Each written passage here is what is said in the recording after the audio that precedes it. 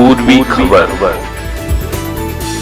আজকে 5ই জুন বিশ্ব পরিবেশ দিবস। আমরা প্রত্যেকেই জানি যে একটি গাছ একটি প্রাণ। আজকে যেভাবে বিশ্ব উষ্ণায়ন চলছে তাতে আমরা প্রত্যেকটি জায়গায় বৃক্ষরোপণের জন্য শুধুমাত্র 5ই জুন নয়, আমি মনে করি প্রত্যেকটি দিনই কিন্তু আমাদের বৃক্ষরোপণের জন্য দেওয়া উচিত। এবং আজকে যেভাবে আমরা ক্লোরোফ্লোরোকার্বনে আবদ্ধ হয়ে গেছি, আমরা প্রত্যেকটি ঘরে এসি, প্রত্যেকটা ঘরে ফ্রিজ, প্রত্যেকটা ঘরে, এবং এটার জন্যই কিন্তু আমাদের বিশ্ব উষ্ণায়নটা হচ্ছে। আমরা যদি ঠিকঠাকভাবে একটা গাছ লাগানোর পরে তার দায়িত্ব হচ্ছে পরিচর্যা করা, যদি পরিচর্যা করে সেই গাছটিকে যদি আমরা বড় করতে পারি, তাহলে আমার মনে হয় না আমাদের এই সমগ্র বিশ্বে কোনো অক্সিজেনের অভাব হবে, না ক্লোরোফ্লোরোকার্বন এতটা বাড়বে, না বিশ্ব উষ্ণায়ন যেটা আছে সেটাকে আমরা রক্ষা করতে পারবো।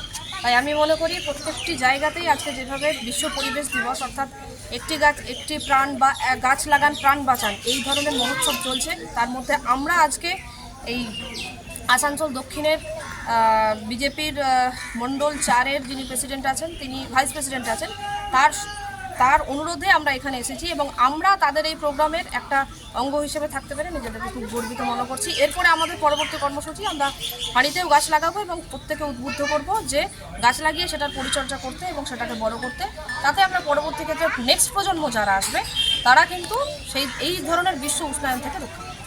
নাম পরিচয় আপনার? আমি Nasrin Sultana, lady sub inspector, আমি নিমচা ইনভেস্টিগেशन सेंटरेर ऑफिसर। हमारे चैनल को लाइक शेयर सब्सक्राइब करना ना भूलें और बेल आइकन को दबाना ना भूलें और देखते रहें पूर्वी खबर। पूर्वी खबर, नजर सब पर।